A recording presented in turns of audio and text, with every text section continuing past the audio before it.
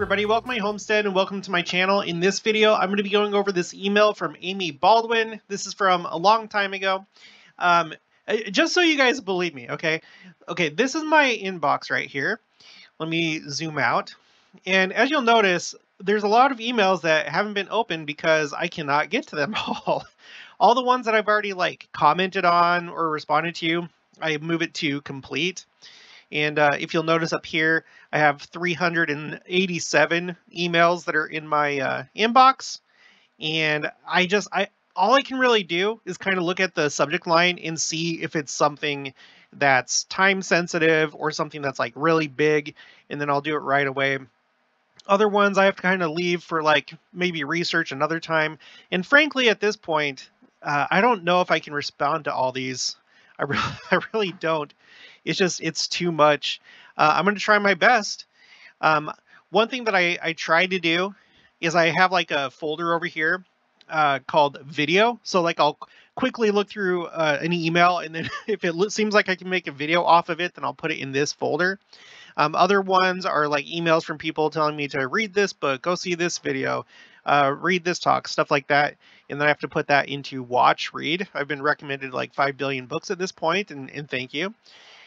So I'm trying to work through these. And then on top of that, here's my Meta Business Suite, which lets me see both my Instagram and Facebook accounts. And the same thing, there's a billion messages here from various people that I have not been able to get to yet.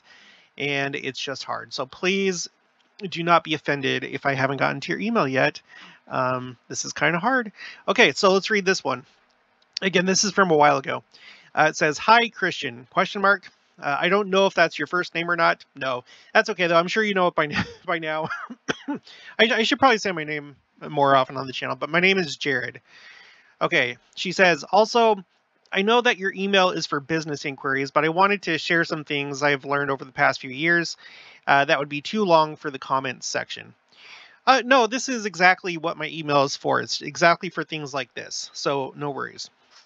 "A lot of what you muse about, I agree with, and have had some of the same observations over the past several years. I also like that you don't take the scriptures so literally. I think that our society is a very literal one, and we have a hard time looking at things symbolically and metaphorically." Well, and let me put it this way. I feel like there's some people that they choose to read things literally because it's more exciting. It's more, oh, wow, this is going to happen. And I think sometimes it will be, oh, wow. But other times I think it's just talking about gospel truths. There's too many examples for me to really cover the whole thing here, but you know what I'm talking about. Okay. But when it comes to interpreting scripture, again, I do not try and do that on my own when it comes to prophecy and stuff like that. None of us should. When you do that, that's how you get a million different churches. That's why that's why Christianity is, just a cluster of all these different churches, because one person will read a scripture and have the quote unquote Holy Ghost with them, and then they'll know the true way to read the scripture. That's why in our church we have prophets that we can count on, and they interpret prophecies. And that way we're all on the same page and we know what a scripture is actually saying. Nobody would have read the book of Revelation and come to the conclusion, really, that the seals represent 1,000-year periods. We get that from Joseph Smith in section 77 of the Doctrine and Covenants that clarifies what that is. So we should really rely on the prophets and their words when it comes to prophecies and what they mean, rather than trying to figure it out and try and shoehorn it into, oh, I think this is Russia. Oh, I think it's that. Okay, moving on. Okay, I believe that many of the prophecies of the last days have already been fulfilled, but many people don't recognize them because they're looking for fantastical events to take place. I also believe that we are like frogs in a pot of water that is slowly boiling. We are so used to our society and this time that we live in that we take for granted what is happening around us. I think that if you brought Christians from the past, say several hundred years ago, to our time, they would freak out and expect the Lord to appear at any minute. And I totally agree with that. I really do. And Elder Holland said as much when he was in the UK. He said, sometimes we're so close to history that we don't even realize that it's happening. Excuse me. Anyway, I started documenting world and national events starting in 2020 with COVID-19. I finally had to break up my documents into months because they were so big. I also created a document of 2020 events that were not related to COVID, and that was 68 pages alone. In 2021, I decided to document all the natural disasters that happened around the world. I named it the Tribulations of 2021. It totaled 104 pages. Wow, I decided to make a little video of the disasters of 2021. All photos and video are from disasters that happened alone in 2021. If you're interested, here's the link, and then she provides a link. And by the way, Amy, maybe you should consider continuing with this channel. Let's see, 2 subscribers right now. Is that just the one video? Let's see, let's go here. Oh, this one's unlisted. Oh, well, Amy, I'm telling you, if you want, I will interview you if you want to continue with YouTube. You know that I'm all about that. Okay, so what I'm going to have to ask her if it's okay for me to share this link because she has it as unlisted, and if so, then I'll put that in the description below in case you want to go watch that. What I found most interesting when documenting all these disasters were common words that were used in news stories. Yeah, and I know exactly what you're talking about. Unprecedented, historical, 1,000-year event, apocalyptic, record-breaking, costliest, deadliest, first ever reported, largest, etc. Words like that were used in article after article. In all my years on this earth, I have never seen disasters on this large a scale in a one-year period. And they continued on into December. They didn't stop when summer was over, and that didn't even cover the non-disaster events of 2021. That didn't end in 2020. I have a spiritual musings journal where I make connections between prophecies and current events. Here are a few that might interest you. July 2020. I've been saying for some time that I have noticed that the leaders of the church are making more statements about preparing for the second coming. I decided to make a list of those talks. And yeah, by the way, you may know already, I can back that up because I have come up with, right now I have 2 trackers. One is mostly for this channel, the Christian Homestead.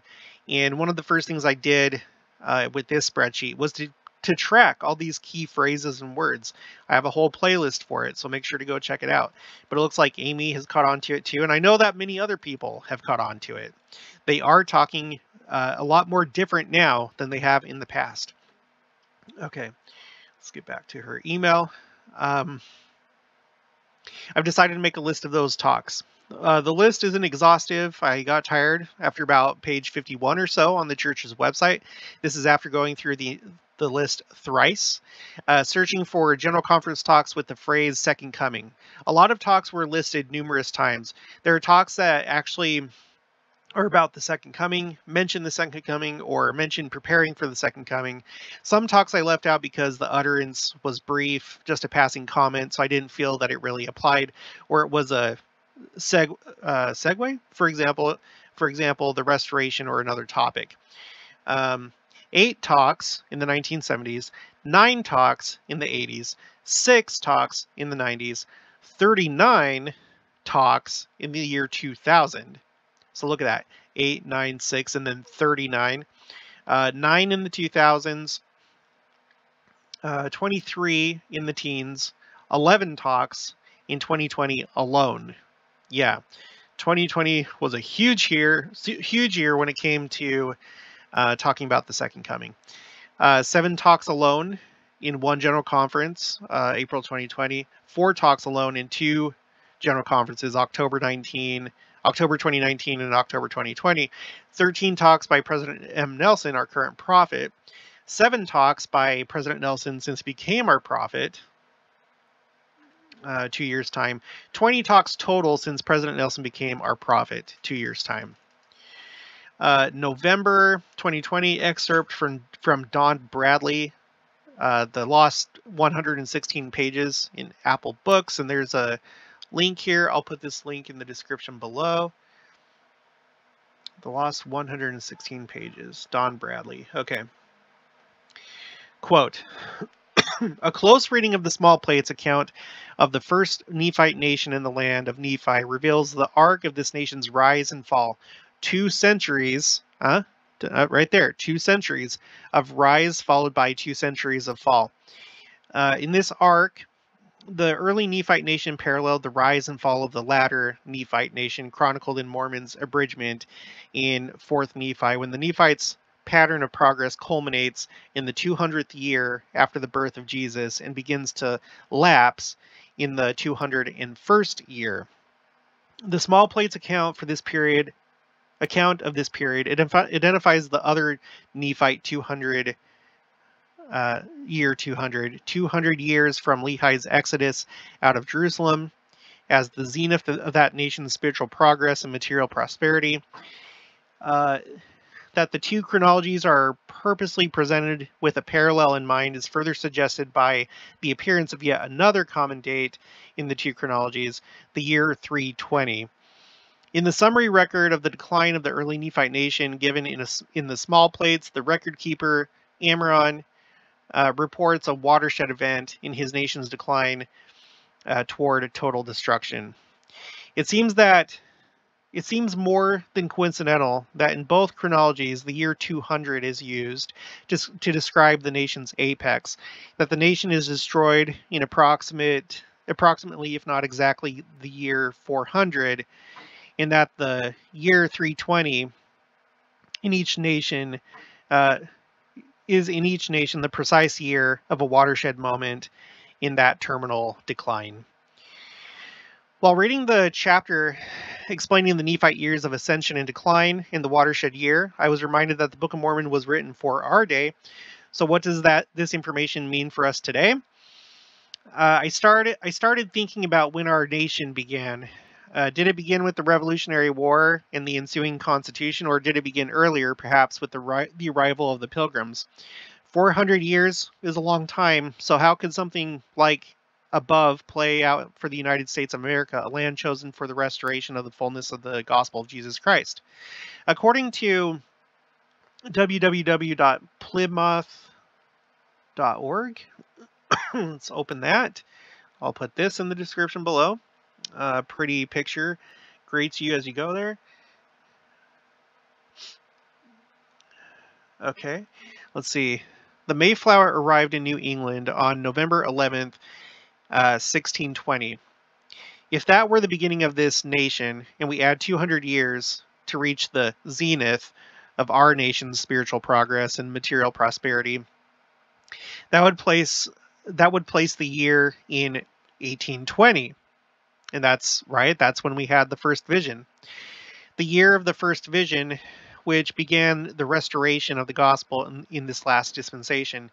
To determine what the year was for a watershed event in our nation's decline toward total destruction, we could add 320 years to 1620. That is 1940. What could be the watershed moment at that time? According to History.com, World War II officially started on September 1st, 1939. Pearl Harbor was attacked on December 7th, 1941. According to National WWII Museum.org, whether the watershed was the beginning of World War II or the attack on Pearl Harbor, both dates are very close to 1940. Later, I had an epiphany. Was the watershed year 1941 and the attack of Pearl Harbor because our nation was attacked by another nation, whereby having no protection from God? To determine the year of the nation's progress will begin to lapse. We would add 400 years to 1620, and that puts us at the year 2020. Was there anything different about the year 2020? Oh no, it was just a regular... You're crazy, Amy. I can't quite put my finger on it. Obvious sarcasm. February 2022. After Orson Hyde was ordained a member of the Quorum of the 12 Apostles, he wrote in a church periodical that among the signs of judgment of God will be the serious losses caused by whirlwinds and tempests and devouring fire. The seasons will also be more irregular and uncertain in causing the earth to yield her bounty for the sustenance of her inhabitants, he said. Joseph Smith reaffirms that devouring fire will be a sign of the last days. In 1839, he mentioned a vision he was granted by the Lord, wherein he witnessed fires burning before the Ancient of Days came to hold the Great Council at Adamadayaman. Matthew B. Brown, Prophecies, Signs of the Times, Second Coming, Millennium. Wildfires have devastated California. Yes. I'm going to read this, and then I'm going to show you. For some people, it may be a review, but I'm all about the wildfires. Wildfires have devastated California, Australia, and Siberia. And Siberia will become 50% more common by the end of the century, according to a new report that warns of uncontrollable blazes ravaging previously unaffected parts of the planet. The escalating climate crisis and land use change are driving a global increase in extreme wildfires, with a 14% increase predicted by 2030 and a 30% increase by 2050, according to a UN report involving more than 50 international researchers. Wildfires are becoming an expected part of life in every continent except Antarctica, destroying the environment, wildlife, human health, and infrastructure, according to the report, which was written in collaboration with Grid Arundel, a nonprofit environment communications center. The report warned of a, quote, dramatic shift in fire regimes worldwide. Wildfires likely to increase by a by a third by 2050, warns the UN. The Guardian. Now, yeah, that is now on my other channel. Okay, I know I keep bringing it up, but I do hope that you subscribe to it, not just because it's good for me, but it will be good for you, I promise. Because on this channel, watch for the signs. I'll put the description is in. I'm putting the link for that in the description of each video from now on, so you can easily find it. But I'm going to open this up. I created a new tracker, a new spreadsheet just for this channel, which is going to heavily focus on natural disasters, geopolitical news, stuff like that. Things that are like less like LDS oriented, just for a general audience. And there's a lot going on right now in terms of wildfires. If we go to my tracker, I explained this a few videos ago, but if you haven't seen it yet, what I have here, it's a timeline, right? The top column, or sorry, the top row is 2022, and it goes backwards in time. All these fires that I have listed here, the ones that are in red, that are highlighted in red, what that means on my chart is that it's the largest wildfire in that state's or that country's history. So look at this. Let's just start. Let's just do this whole thing. So 2006, Texas. 2007, Utah and Idaho. And then you have after that, 2011, Arizona. 2012, Oregon. 2018, Nevada and British Columbia. British Columbia, by the way, had its largest wildfire of all time, and for the entire province, it had its worst year for all wildfires put together. So largest wildfire and worst year for fires in British Columbia, British Columbia as a whole. In 2020, we had Washington, Colorado, and California that had their worst wildfires of all time. In 2021, Russia as a whole had the most fires that it's ever experienced. In Siberia, the Siberian area was just out of control. It was so large that I can't remember the countries, but if you combine like the US and Canada and like several other countries, this was still larger than all those combined.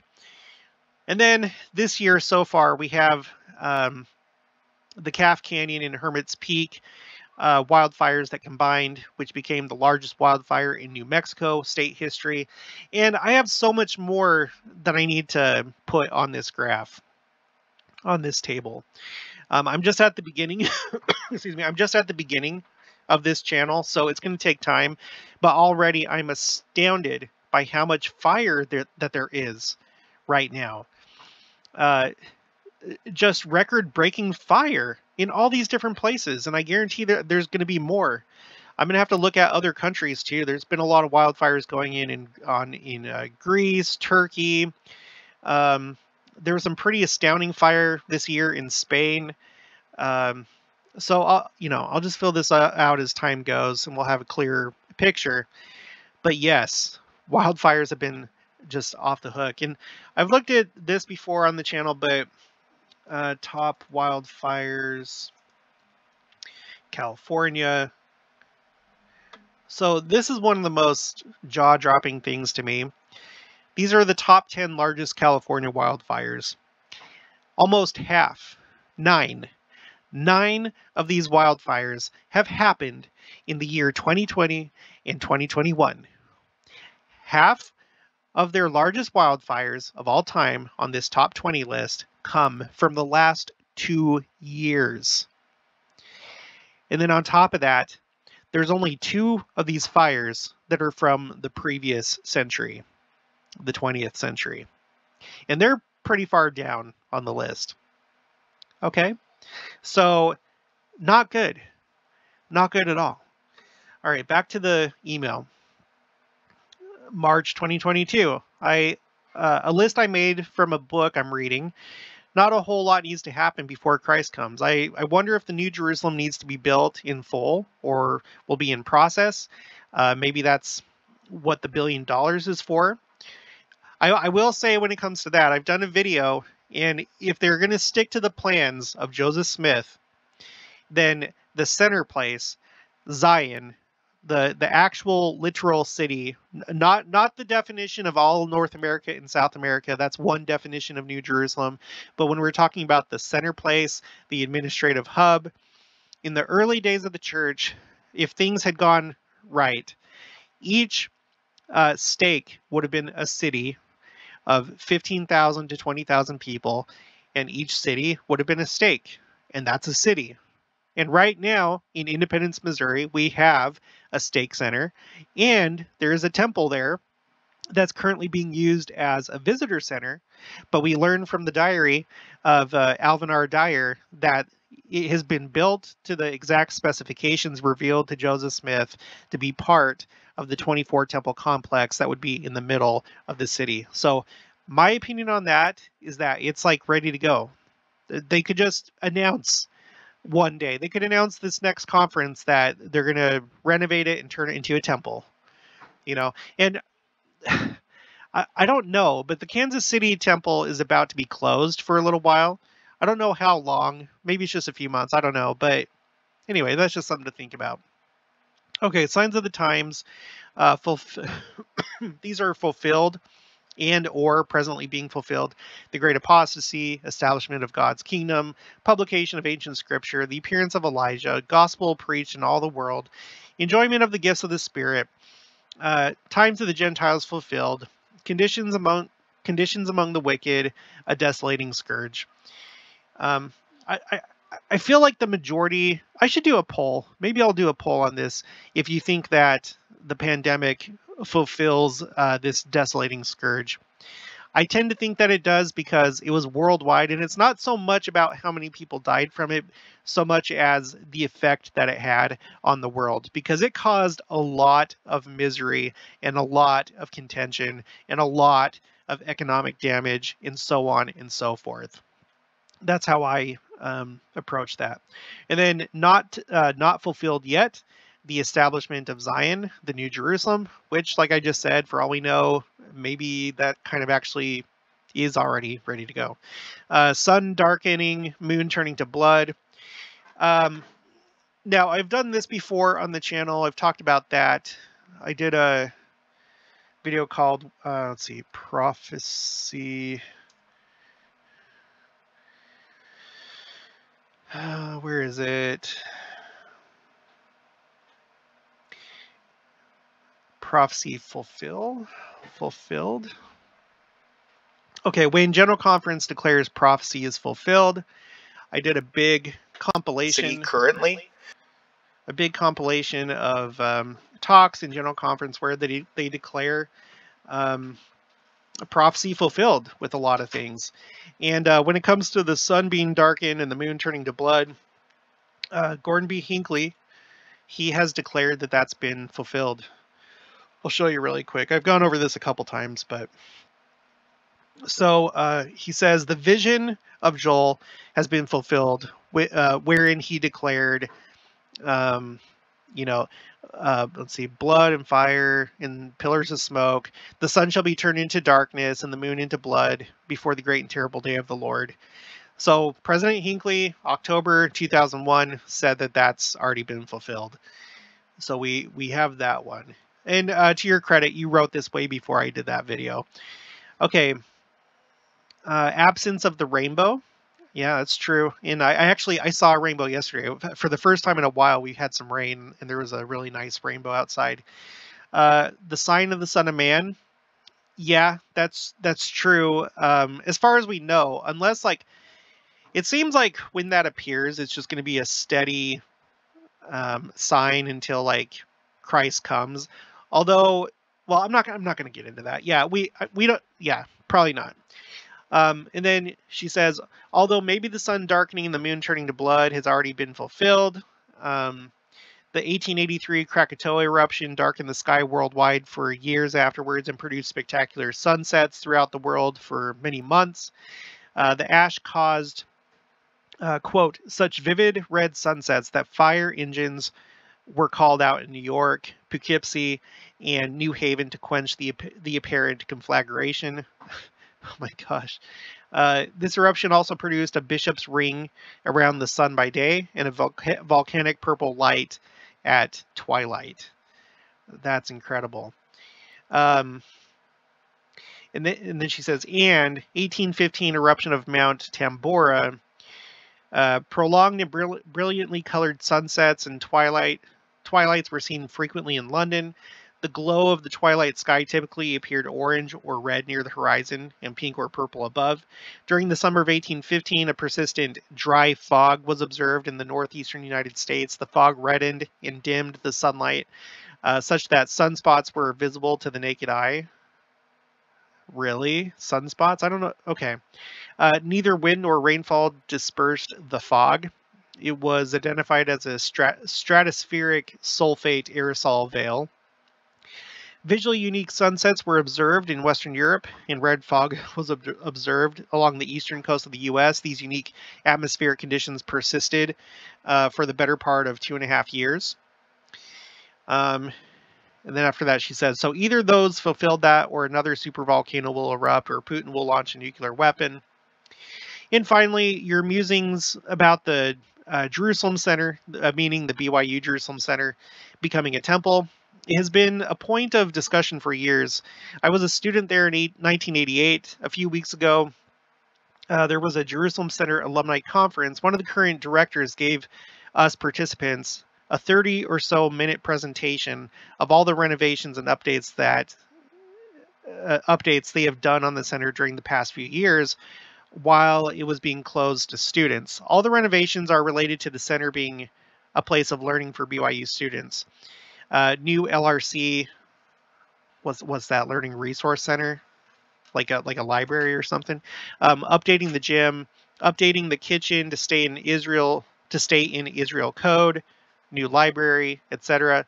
We also had a presentation from D. Kelly Ogden, who was the director when I was there, about the Third Temple in Jerusalem and the New Jerusalem Temple. He addressed the rumor about the center being a temple and stated that it will never be a temple because A, it was built for students, B, the church has an agreement with the Israeli government that it will be a learning center for college students, and we have an agreement with them that we will not proselyte in Israel, which was true when I was there, and C, it's in the wrong location. The Third Temple will be built in the area of the Temple Mount, not on the Mount of Olives. Also, the center is used for community purposes such as concerts every Sunday night, and there are Jewish and Palestinian people who work there. The current main director of the center is Jewish. I would take Kelly Ogden's word, as he lived in Israel for 10 years with his family, where he taught BYU students and has extensive experience with the center and the people of Israel. If you want to learn more about the Jerusalem Center, here's the alumni link. And I appreciate that, but D. Kelly Ogden is not somebody that can declare prophecy, right? And that's true. I don't disagree with anything that he said, that it was built for students. The church has an agreement with the Israeli government not to do any agreement with the Israeli government that it will be a learning center for college students. C, it's in the wrong location. That's making a lot of assumptions on his part, because we don't know what the Lord has planned for that building. And Jeffrey R. Holland said as much. Let's see, Jeffrey R. Holland, BYU Jerusalem Center.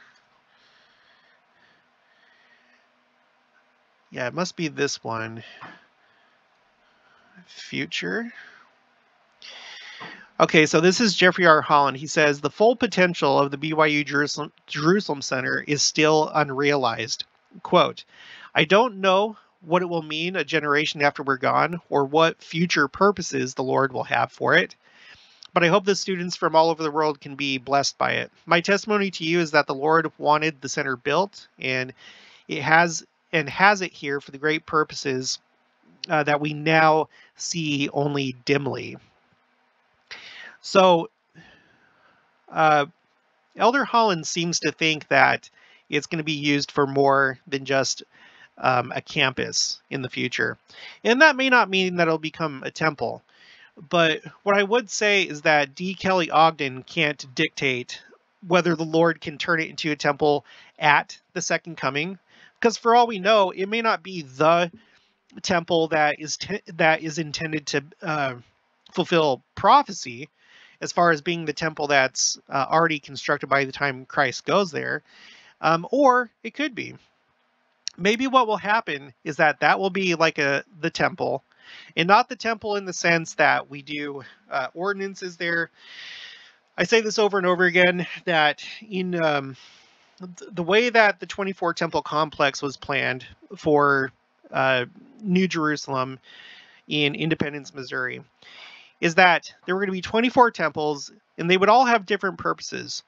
There would be ones that would be for administrative purposes. There would be temples that would be for education. There would be temples that were for different governing bodies. So temples don't have to be, they do not have to be the same way that temples are when we typically think of temples, where you go there to do the ordinances of salvation. Temples can have different purposes.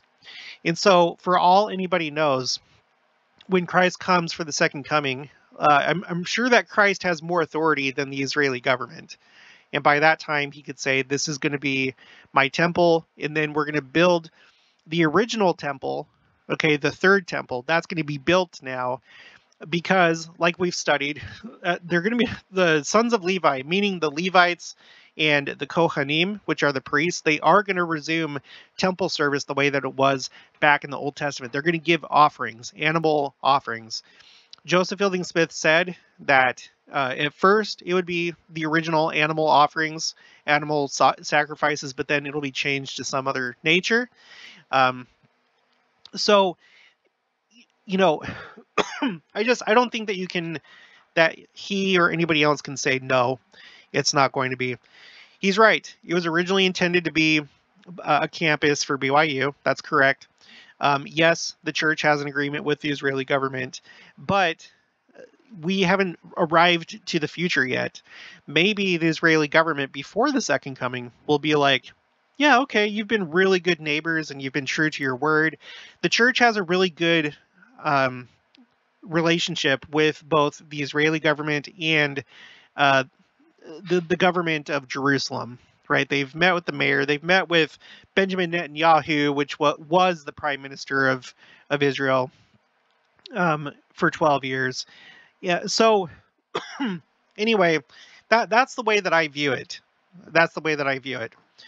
I think that it's wrong to just flat out say that no, it will not become a temple, because no one knows the Lord's future purposes. Nobody does, except for potentially the prophet, if it's been revealed to him.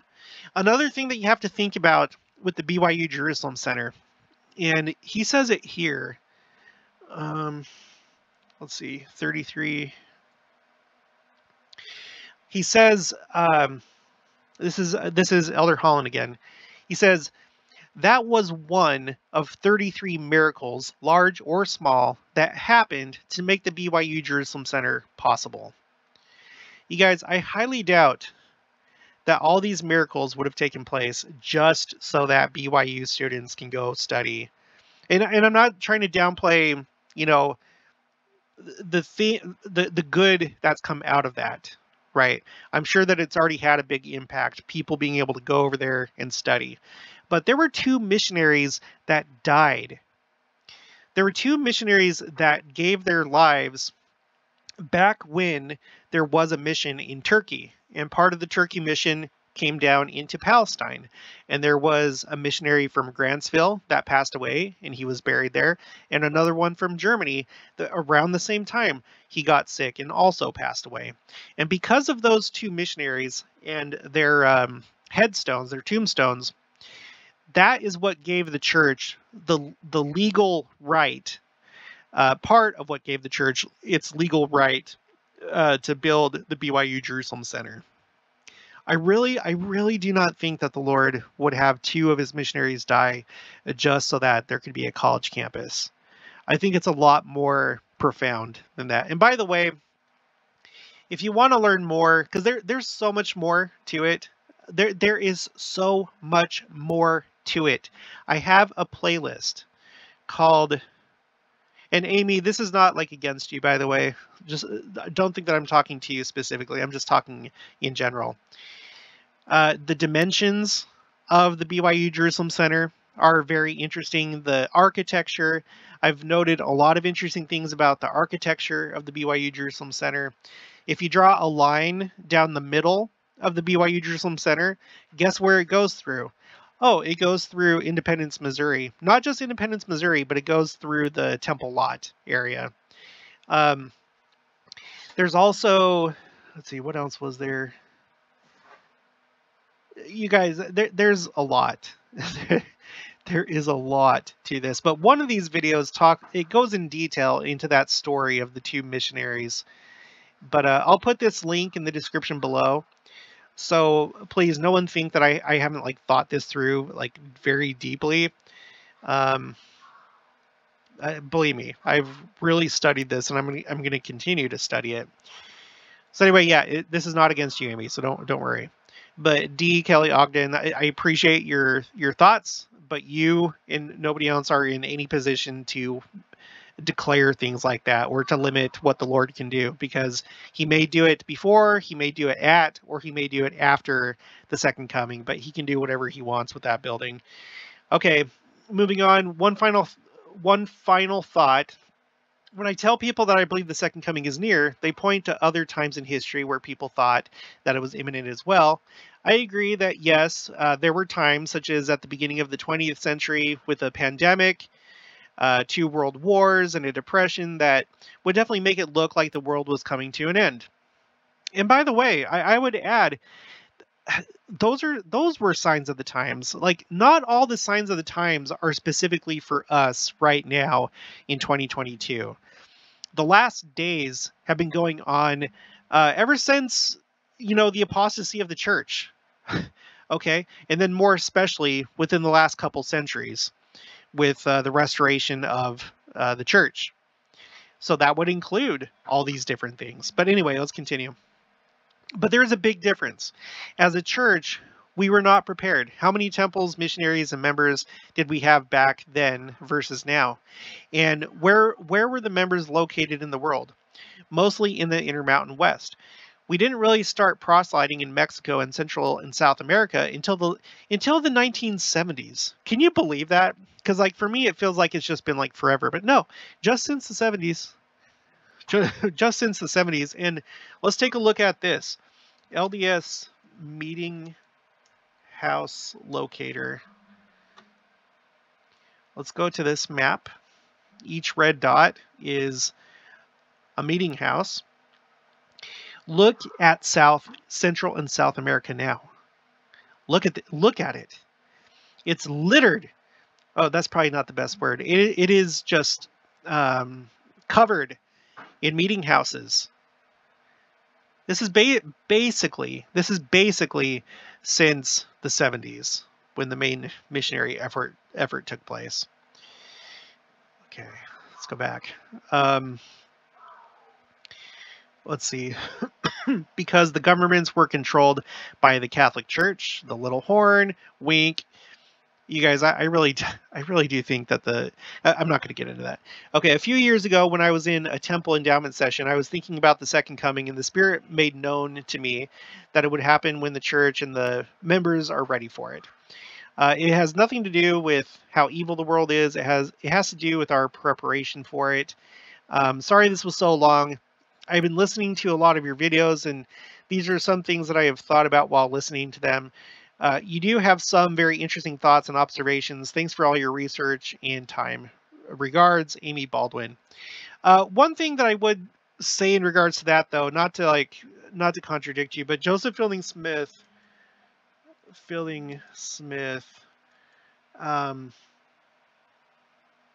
he said something like, "I get a little irritated when our elders say," oh, okay, here it is. I get annoyed sometimes. Annoyed. Okay, Christ will come in a day of great wickedness. And don't worry, Amy, you're not the only one that's said this, and I'm not discounting you, because it is going to come when the time is right. But this is what Joseph Fielding Smith said. President Joseph Fielding Smith taught about the importance of being prepared for the second coming of Jesus Christ. Quote, "I was asked not long ago if I could tell when the Lord would come. I answered yes, and I answer yes now. I know when he will come. He will come tomorrow. We have his word for it. Let me read it." Wait, this is not what I'm... Hold on. I actually did a video about that, by the way. Okay. Christ will come in a day of great wickedness. Okay, President Joseph Fielding Smith taught that the Lord's second coming would not be delayed by our unrighteousness. Quote, "When we become ripe in iniquity, then the Lord will come." Sorry, what? President Joseph Fielding Smith taught that the Lord's second coming would not be delayed by our unrighteousness. Okay, quote, when we become ripe in iniquity, then the Lord will come. I get annoyed sometimes at some of our elders who, when speaking, say the Lord will come when we all become righteous enough to receive him. The Lord is not going to wait for us to be righteous, or to get righteous. When he gets ready to come, he's going to come when the cup of iniquity is full. And if we are not righteous, then it will be just too bad for us, for we will be classed among the ungodly, and we will be as stubble to be swept off the face of the earth. For the Lord says, wickedness shall not stand. Do not think the Lord delays his coming, for he will come at the appointed time. See, I think there really is a specific time when he's supposed to come, and it seems that Joseph Fielding Smith believes the same. Not the time which I have heard some preach, when the earth becomes righteous enough to receive him. I have heard some men in positions and places of trust in the church preach this, men who are supposed to be acquainted with the word of the Lord, but they failed to comprehend the scriptures. Christ will come in the day of wickedness, when the earth is ripe in iniquity and prepared for the cleansing, and as the cleanser and purifier he will come, and all the wicked will be as stubble and will be consumed. So he's going to come at the appointed time, and as for like the day and the hour, I don't know, but Joseph Fielding Smith said that the prophet would know, because a lot of people will say like, oh, no man knows the day and the hour. But Joseph Smith said that the Lord's not going to do anything until he reveals his secret to the prophets. And when he said that, he was saying it to that generation back in New Testament times. So I think that whoever the prophet is of the second coming at that time will know. And as far as like an appointed time, I've wondered if maybe he would come during one of the Jewish feast days, because it seems like latter-day things are still happening on the feast days, namely Joseph Smith receiving the gold plates on Rosh Hashanah, and Elijah coming on Bikurim, or first fruits. Okay, Jews expect him to come on the first day of Passover during the Passover Seder, which is the Passover meal. But the next day is first fruits, otherwise known as Bikurim, and that's when Elijah came to the Kirtland Temple. So I have reason to believe that maybe Christ would have certain things happen during the feast days. I was asked in a recent comment, which feast day do I think that he would come on? And if I had to guess, the one that kind of makes the most sense to me right now, let me pull up the Jewish calendar. The one that makes the most sense to me is probably the Feast of Tabernacles, which is actually not a one-day holiday. It goes for like about a week. It goes for 8 days. It would make sense that he would come at this time because the Feast of Tabernacles, otherwise known as Sukkot, it's the absolute end of the harvest. It's the end. It's when the harvest is done. So it would make sense that maybe he would come at that time, but I don't really know. I don't know. No one knows, except for maybe President Nelson. Okay, so thank you, Amy Baldwin, for your email. That was all very, very good information. Thank you for sharing this with everybody. If you, Amy, if you decide to do a YouTube channel, and I hope that you do, because it sounds like you've done a lot of good research and a lot of people would benefit from that research, contact me and we can set up an interview, and I'd be happy to promote you and help get the channel going. All right, and if you're new, please make sure to subscribe to my channel. Leave your thoughts and opinions down in the comments below. Like this video if you liked it.